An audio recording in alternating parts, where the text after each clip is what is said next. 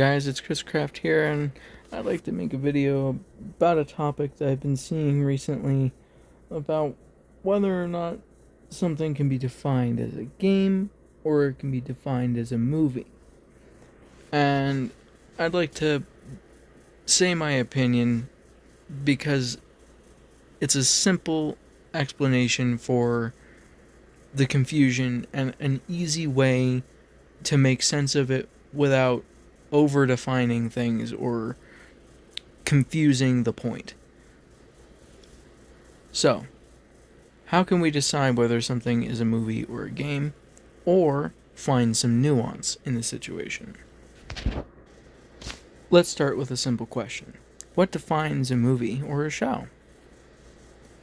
You can pause, play, watch, interact, such as fast forward, reverse, etc., and it doesn't require narrative input. You can't meaningfully interact with it, narratively or otherwise. Simple enough. Then what the heck does meaningfully interact mean? I'm not trying to be vague, so let me define it. Meaningful interaction is when a participant must actively perform actions throughout the experience in order for the experience itself to progress and meaningfully change the progression path. That part is important. You need to be able to meaningfully change the progression path. When does it stop being a show or movie and becomes a game or a new category? If you can still meaningfully interact beyond narrative path choices, then it is a game or an interactive movie/show, so long as it can be meaningfully interacted with narratively. So then what is an interactive movie or show? An interactive movie or show allows the viewer to make mostly narrative choices that alter the path or ending. I said mostly, again, to be specific, but not to be overly specific. There's a fine line between cutting things out that shouldn't be and adding in things that shouldn't be lumped in, okay? So that's the point of that.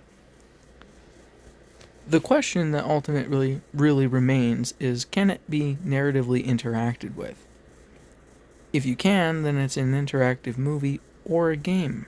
What separates the two is the more you can only interact with it in a narrative way, the less it is a game. The more it becomes an interactive movie rather than a game. That's where you draw a personal line as to what you think is or isn't an interactive movie, or is it an interactive game? How much can you actually interact with it in any other meaningful way other than just narrative ones that affect things like the outcome or the circumstances of things? Also, let's look at some examples so we're not left in a vacuum of context and we actually have some. Here are some good examples of games. Minecraft Java Edition, Universe Sandbox, Beam Drive, Garry's Mod. These are all games. They're very fun games, at least in my opinion. You don't have to share that opinion. But the point is, these are games. There's very little narrative anything to them at all. So let's look at examples of some games that have some narrative structure to them. Get to see behind the scenes. You have Terraria, Trailmakers, Scrap Mechanic, Besiege. All these have a story to them, to some extent. The thing is with these games is that you actually collect things, you move around. There's all kinds of actions that you do aside from just narrative choices, like talking to somebody or changing the ultimate ending of it.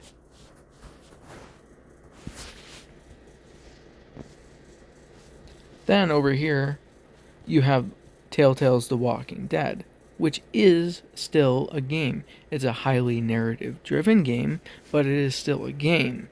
You collect items, and there's things that you don't have to collect that you can if you want, and you can just ignore if otherwise. And of course, there are obviously some things that you absolutely have to collect for to progress through the rest of the story, just like any kind of game that has a story in it. Games can't or don't have to be devoid of story. They can have story in them and still be defined as a game. However, it's whenever you move a little further away from something like Telltale's The Walking Dead, where we get into something that's more definable as an actual interactive movie or show and not a game anymore. Things like Minecraft Story Mode or You vs. Wild. In these interactive stories, there isn't really anything you can do other than affecting narrative based choices, and there isn't really anything that you can collect or do other than what the game has in store for you. It's precisely these actions, and there really isn't anything else that you can do other than those actions. When Minecraft Interactive tells you to place a block, you have to place that block. There is no choice around it. You don't move through the game unless you do that. And so it's not even really even a game, because it's like that with pretty much every decision. It doesn't really even matter what you choose. You have to choose something though in order for it to move forward. That is true for The Walking Dead, certainly in certain places where they give you choices and stuff like that. There is some of that for sure in The Walking Dead. However, just because you don't click a button and don't advance does not necessarily make it no longer a game. Like, I can stand in Minecraft in the same spot infinitely and, you know, die over and over, and I'm not actually doing anything, you know.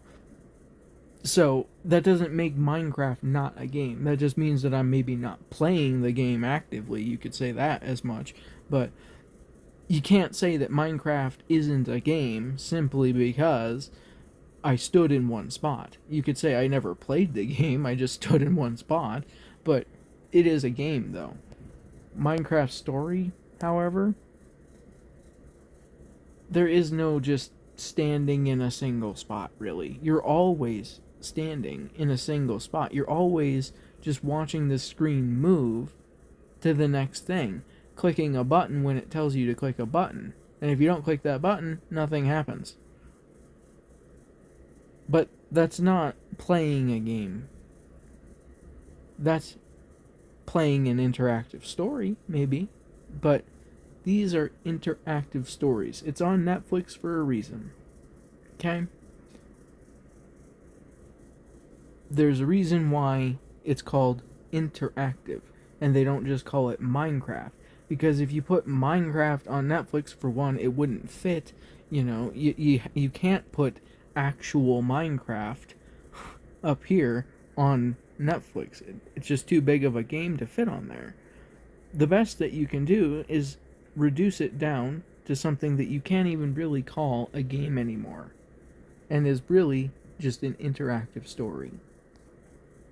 So let's look at some actual movies now. Because while The Matrix is a movie, it also has games. And that's why we have definitions for movies and games, and interactive stories as well. Because if you said, have you played The Matrix, and they made an interactive story, you know, I would be kind of confused if you're talking about the interactive story, or are you talking about the actual Matrix games that they've made? Because this is not something that you can play. The games are, but this isn't. This is a movie. Same thing with Dark Knight and Star Wars. They all have games associated with them. But they are movies first. Not just because the movies came first, but because these are literally movies, not games. If they had an interactive element to them, you still wouldn't call it a game. You'd call it an interactive story. You'd never call Matrix, that had some choice elements throughout while you're watching it, a game. That's an interactive movie, because a game is more fleshed out than that. And that's why we have a definition for a game, interactive movie, or a movie. Because it helps us keep clear what we're actually talking about and stay on the same page, especially when there are multiple types of media of the same franchise. I don't say, have you played The Walking Dead when I'm talking about the show. I say that when I'm talking about the game. Even though the word play is synonymous with movies. Have you played the movie yet? Have you started it? You can play a movie, but you cannot play a movie, okay? That's why there are distinctions and definitions of things. Because while you can say something one way, it doesn't necessarily you mean it the other way. Alright? That's why these are... Thanks for backing up. Thank you. That's why these are interactive stories, not games. Because otherwise that's just confusing. Because there already are games. Maybe not for you versus Wild, but they're maybe survival game. You get my point. I don't really need to make a definition, or I don't really need to define you versus Wild in terms of being a game, because there is no game. There is just the interactive story of you versus Wild. And that helps us all stay on the same page and not tear our hair out in confusion. I don't know. What do you think in the comments? Tell me I'm wrong, or agree with me, or find some other nuance that I'm missing. Anyway, have a nice day, and like and subscribe if you want.